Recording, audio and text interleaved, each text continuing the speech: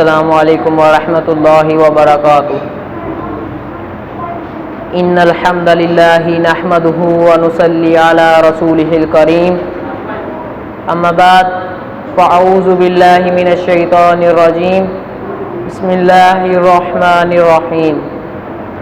یا ایھا الناس اعبدوا ربکم الذی خلقکم والذین من قبلکم لعلکم تتقون۔ اما بعد تمام تعریفیں سارے جہانوں کے پروردگار کے لیے ہیں، اتنی تعریفیں کہ جو اس کی دی ہوئی نعمتوں کے برابر ہوں اور ہر زائد شدہ نعمت کے لیے کافی ہوں، اور درود و سلام ہو اس کے رسول جن کا نام نامی اسم غرامی محمد صلی اللہ علیہ وآلہ وسلم ہے، اور تمام صحابہ اکرام رضوان اللہ اجمعین پر، اور ان لوگوں پر جنہوں نے اپنی زندگیوں کو سید المرسلین صلی اللہ علیہ وآلہ وسلم کی تابعداری میں لگا دی۔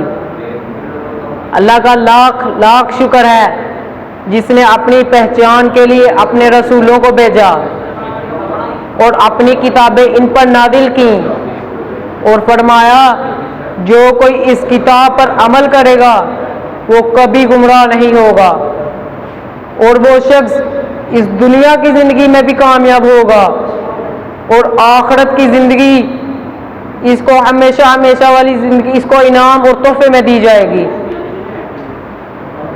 اپنے اس رب اور اسی نے اپنی کتاب میں تمام لوگوں کو دعوت دی ہے کہ اے لوگو اپنے اس رب کی بندگی کرو جس نے تم کو اور تم سے پہلے لوگوں کو پیدا کیا ہے تاکہ تم آخرت کے عذاب سے بچ سکو۔ اللہ تعالیٰ نے آخرت کی کامیابی کے لیے یہ شرط رکھی ہے کہ تم اس کی عبادت کرو۔ عبادت کن کاموں کو کہتے ہیں؟ عبادت کس کو کہتے ہیں؟ یہ لوگوں کو علم ہونا چاہیے۔ آج مسلمانوں نے عبادت صرف اور صرف نماز، روزہ، زکوٰۃ اور حج کو ہی سمجھ لیا ہے،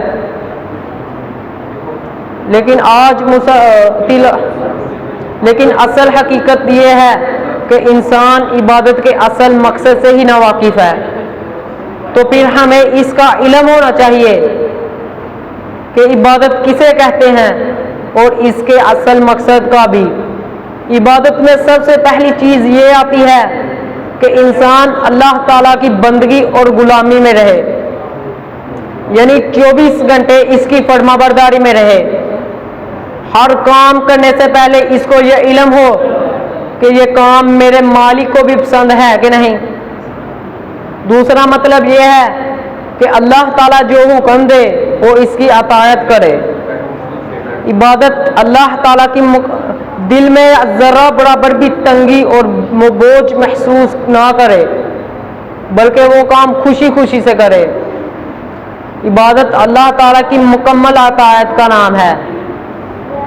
ایک مثال ہے جسے آپ خود فیصلہ کر سکتے ہیں کہ ایک مالک کا ایک نوکر ہے جو اپنے مالک کے سامنے ہاتھ باندھے کھڑا ہوتا ہے اور بڑے ادب و احترام کے ساتھ اپنے مالک کی تعریفیں کرتا ہے، لیکن اپنے مالک کی مقرر کی ہوئی ڈیوٹی کرنے کی بجائے اپنے مالک کا لاکھوں مرتبہ نام ہی لیتا رہے۔ آقا حکم دیتا ہے فلاں فلاں لوگوں کے حق ادا کر، مگر یہ جاتا ہی نہیں، لیکن آقا کو جھک جھک کر سلام کرتا ہے۔ آقا حکم دیتا ہے فلاں فلاں خرابیوں کو ٹھیک کر کے آؤ، مگر یہ وہاں سے 1 انچ بھی نہیں ہلتا اور کہتا رہتا ہے لوگوں کے حقوق ادا کرنے ہیں، فلاں فلاں خرابیاں دور کرنی ہیں، اور یہ آقا کو سجدے پہ سجدے کیے جاتا ہے۔ اور جب وہاں سے الگ ہوتا ہے تو اپنے مالک کے دشمنوں سے دوستیاں کرتا ہے اور وہ کام کرتا ہے جو اس کے مالک کو پسند ہی نہیں۔ قانون دوسروں کے پسند ہیں، حکم دوسروں کے مانتا ہے اور سلام اپنے مالک کو کرتا ہے۔ آپ ایسے نوکر کے بارے میں کیا کہیں گے؟ کیا یہ اپنے مالک کی بندگی کر رہا ہے؟ اگر ہمارا کوئی ملازم ایسی حرکتیں کرے تو نہ جانے ہم اس کو کیا کیا کہیں گے۔ مگر حیرت ہے لوگوں پر کہ جو اللہ کا نوکر ایسا کرتا ہے آپ اسے بڑا عبادت گزار سمجھتے ہیں۔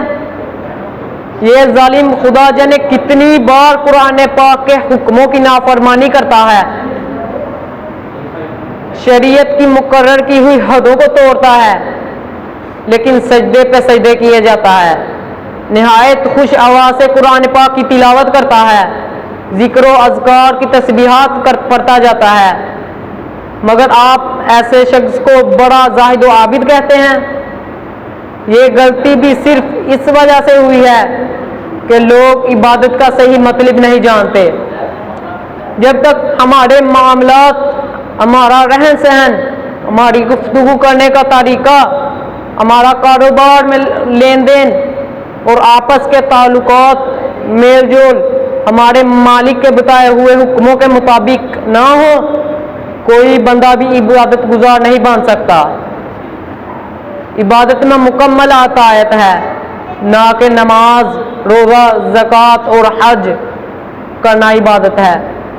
اسی لیے اس آیت میں جو پیغام دیا گیا ہے کہ اے لوگو، یا ایھا الناس اعبدوا ربکم الذی خلقکم والذین من قبلکم لعلکم تتقون، اے لوگو اپنے رب کی عبادت کرو جس نے تم کو پیدا کیا اور تم سے پہلے لوگوں کو۔ اور عبادت اور بندگی کا حکم دیا ہے، جو کوئی بھی اپنے مالک کی بندگی کرے گا وہ کبھی بھی باغی اور سرکش نافرمان نہیں ہوگا۔ اس آیت میں اللہ تعالیٰ نے لوگوں کو اختیار دیا ہے کہ وہ اپنی مرضی سے اس کی بندگی کریں، لیکن یہ بھی فرمایا ہے کہ لوگوں میں ہی تمہارا بنانے والا ہوں اور تمہارا رب بھی ہوں، اور تمہاری ضروریات کو بھی میں ہی پورا کرتا ہوں اور تمہاری حفاظت بھی میں ہی کرتا ہوں۔